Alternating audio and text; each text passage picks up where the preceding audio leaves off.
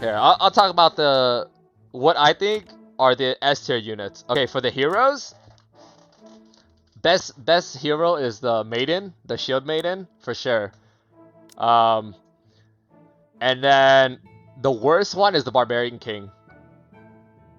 I think. Yeah, the worst one is the barbarian king.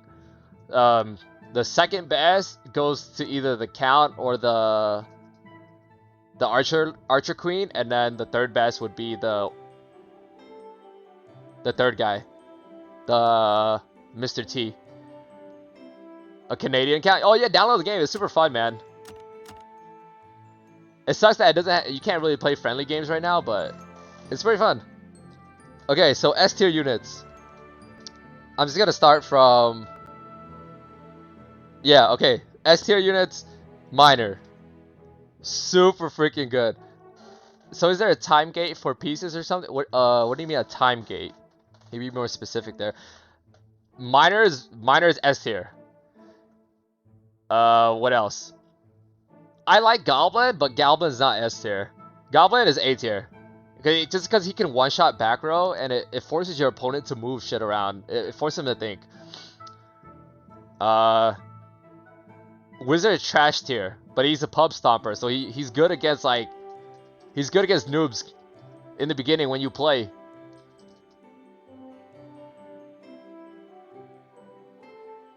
But then when you climb up, the wizard sucks. Giant skeleton also good he's like a pub stomper too. But as you move up, he's trash. The mini Pekka, I think mini Pekka is low key like a really good unit because of his abilities. Cause you guys gotta check out the abilities too. This guy drains. Yeah, you gotta look at their abilities and their potential and stuff. Look at this. After defeating an enemy, +1 attack short time. This one takes... Oh, also, by the way, you could choose your abilities when you level them up.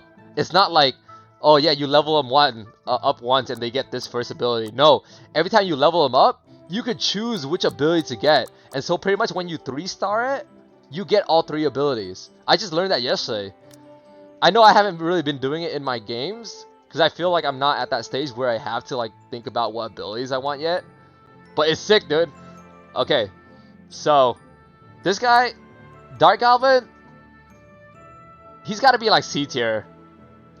I don't see potential in him yet, but he might be a sleeper.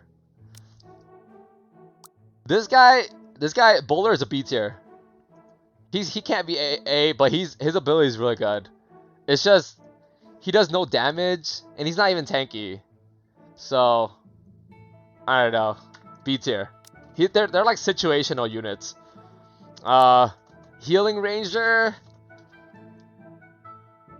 I don't know. I got mixed feelings about this one, man. Sometimes it could be broken. Sometimes I think every time I've played it, it's been more worse than good. So I'm just gonna give it either C or B tier. Magic Archer is a staple in every single deck because it forces your opponents to split up the units. If they can't stack it. It's like a situational unit, but also good even in situations that aren't situational, right?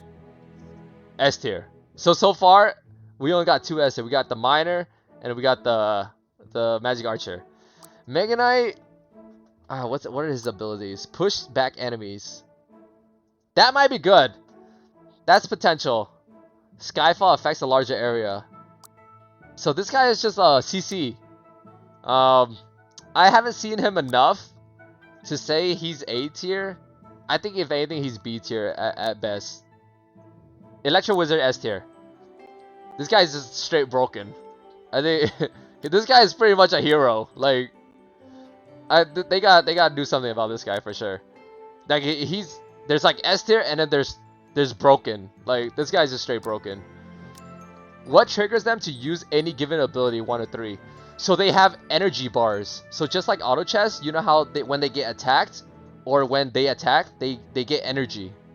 And so when they get energy and they max out their energy bar, they use their abilities. Some minis don't require an energy bar. For example, this Goblin guy, So like, look at his first ability, Spear Toss. Throws a huge spear forward, dealing damage on hit. So that doesn't require energy. That's why he just throws it right away in the beginning. And if you can snipe someone with it, you snipe a back row with it, you're getting hella value.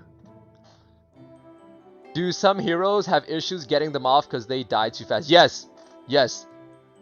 That's why you want to position correctly, because sometimes, like, if you have a shield maiden, but you position your shield maiden right in front of a big Pekka, and it doesn't get ulti off, dude, you're like throwing the game that way. Or if you like position in front of a mini Pekka sometimes, and mini Pekka has a drain where it takes away your energy, that's also a throw, right? Stuff like that.